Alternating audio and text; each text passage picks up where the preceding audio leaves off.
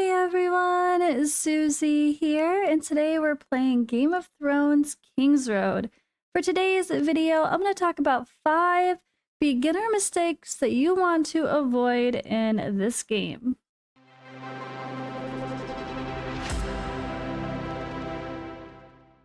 Alrighty, so the overall, let's just start with an important point, I should say. Just have fun. This is an RPG. It's story-driven. It's single-player with some co-op. Don't put any pressure on yourself to progress fast to compete with what? There's no PvP. Just do your thing. Have fun. Enjoy the story. It's a good story. And don't stress being perfect. But there are some important things to note, I guess, regarding resources. Whether it's managing them, getting them in the first place, or just not wasting them, that I thought was important to mention. So number 1 is what you're seeing on my screen right now. These ravens, these crows, whatever the hell they are. I forgot about these completely for my entire gameplay. And honestly, I still forget about them ever since I remembered them. So I think it's pretty early on they tell you to use them, right? Let me scroll down and see how long ago was. Yeah, it was, I feel like it's one of the early ones. But maybe, see there's White Raven, Lost Letters. Okay, this is it. Lost Letters. The ravens that maesters use as a means of communication have lost their letters in an accident. Use the calls of the circling ravens as clues to locate and retrieve the lost letters. Finding and collecting lost letters give you tributes, and using them at the exchange shop for various items you need. And keyword need. So, finding these ravens as you explore gets you to the exchange tribute. One of our most valuable resources is definitely inventory space. It sounds silly, but it's true. And that is one way to buy inventory space, purchasing 3 of these packs with tribute. What is the only thing I've purchased in this shop so far?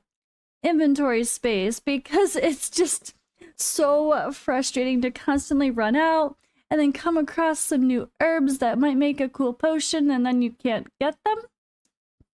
It's definitely something just to be aware of how important these ravens can be, and that tribute shop is very good. So what do? We got a raven.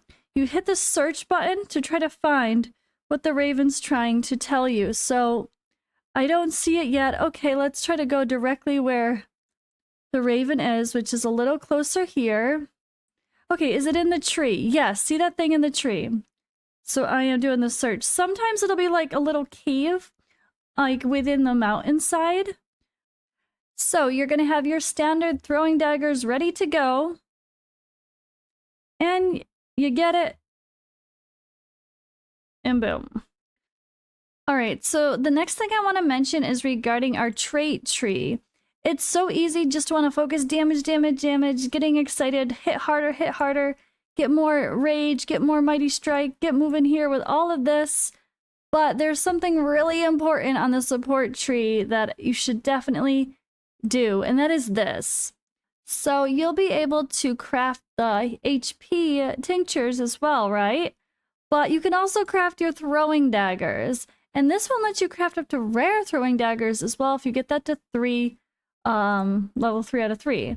And what that does here is when you go to your bag, this. So you know you can get here to where you do your HP ones, but you also can craft these on the spot as you're traveling around, which is so much easier than having to try to find some, go back to the towns every single time or not. And same thing goes for these. So I'm working on these exploding daggers to have as another option because I'm so poison heavy with other stuff. And why not? Why not be able to do it on the go, right? So much easier. Being able to do this on the fly and not have to run to town every time you need some daggers is a simple quality of life thing that you definitely don't want to ignore. Alright, another thing that I made the mistake of doing early on, because it wasn't very obvious, honestly, is related to equipment. So you could see I'm pretty low level here. There's nothing fancy going on, whatever. I got an epic purple chest, but for some reason it was worse than that one. I don't know, but it was. And, you know, I was kind of not caring about the items in my bag. I was like, what's with all this crappy gear? Who cares? The green and white, like common, uncommon, whatever it is, gear, right? So I was just selling it to make space because I didn't see any purpose for it. But there is a purpose for it, and that is related to set research. So you might be like, well, it's not a set, so don't we only keep the sets? No, luckily, they allow you to sacrifice other stuff too. So it might not be much, but it's still going to add up, especially early on when every little bit you can improve is going to feel super impactful. This, you can just literally go in and crunch them here. So focusing on a set of your choice is going to be more beneficial than just selling it for some gold when you can sell everything else for gold. You don't need to sell your gear. I was super careless about it. I was like, it's fine. I don't need to worry about it, right? Right? I just sell it because there's no point for the low-level stuff. But there is. And then obviously, along with the note here for set research, go ahead and make sure you're saving each set item to crunch into its own. Like, you could see, I have all of mine leveled up a little bit. I mean, yes, there's probably some bad sets, and I'm not even stressing about that right now. However, I figure it's the kind of thing where I want to experiment with different sets as I get deeper into the game and get better gear. So I might as well just work on everything as we go along. And instead of wasting the resources only in like one, like maybe this one is your favorite, or not, you know, it makes sense, you know, it makes sense to be efficient and get the most points out of each piece of gear. You get more points when you use the same set like it shows here versus not, but at the very least you can take advantage of the low level stuff and get some points there too. All right, next up I want to talk about consumables. So consumables here, it's a little bit confusing because some of the consumables that we would consider from other games are actually just showing here in the common consumables.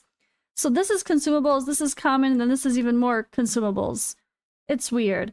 But yeah, there are all these great potions that you can get. I don't have a lot right now, but think about this. You're struggling in a battle, you just feel like you had a little bit more oomph to take out everything quickly in an area. Maybe the area is just a little bit too hard for you.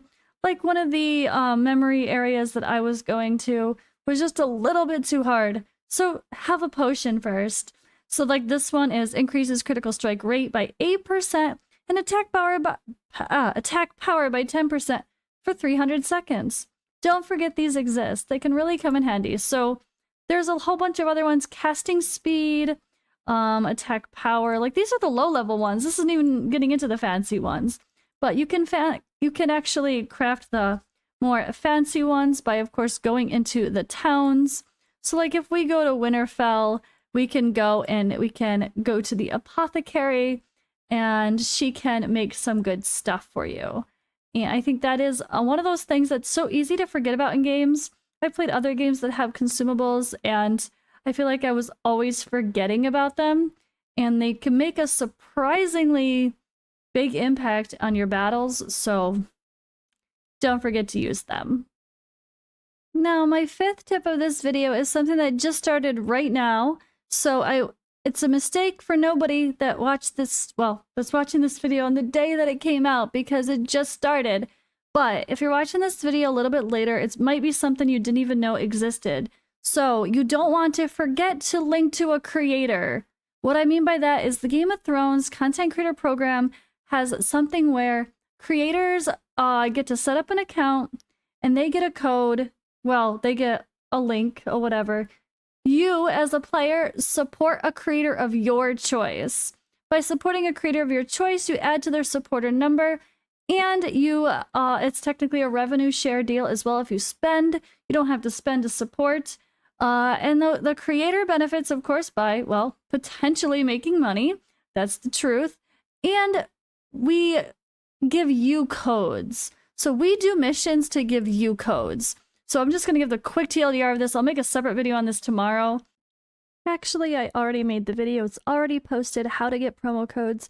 I go over this in detail with chapters, so it's very clear of how you redeem codes, where you get everything and whatnot. And the only thing I forgot to mention is you really need to link your Steam account to your Netmarble ID. So you do need to create a Netmarble ID, which you should anyway because it secures your account for multiple devices. You will see me post a video on this very detailed tomorrow so you understand everything completely. But the TLDR is we get missions to make videos and then you guys get free stuff. But you only get that free stuff if you're supporting a creator. And another bonus mistake to make along with this point is that some people think, okay, I supported Suzi. Yay, she did her mission, I got my rewards. Okay, I'm gonna switch to Stu. And see if I can get the rewards from him too. Oh, cool, they sent me a code as well. I got 2 codes. No, they won't work. So the way that works is per mission, you can only get a code from one creator. No matter how many codes they send you bonus ones, you're supporting them or not. We can send extra codes to people not supporting us, which is not helping anybody. Because you should just support someone anyway, because then you're helping someone have a supporter number, and you're getting free stuff anyway, and you can only benefit once per round. So there, again, this is a whole big thing. There's a lot to talk about here, but I'm recording this video on April 1st, and the program doesn't actually kick in till April 2nd, so you can't actually click to support. So I figured I would wait to make a proper video detailing this. But yeah, don't forget to link to a support creator, and I will put my creator link in the description of this video. Support a creator. I'd appreciate it greatly if it's me. I am a full-time content creator, so every little bit helps, and I'm running a channel that's not monetized instead of my bigger channels that are, because I just like this game and it's more of a fun passion project per se of just me enjoying live streaming and exploration and just enjoying the game overall, which I really am. So again, appreciate any support that you guys can give. But yeah, that's all for today's video, guys. I will definitely give some more tips in the future. I'm going to look deeper into the different classes, and I'll make sure to do that class video as well, where we talk about the different classes, or I might just make a specific class video about Assassin, because that's what I'm playing. We'll see.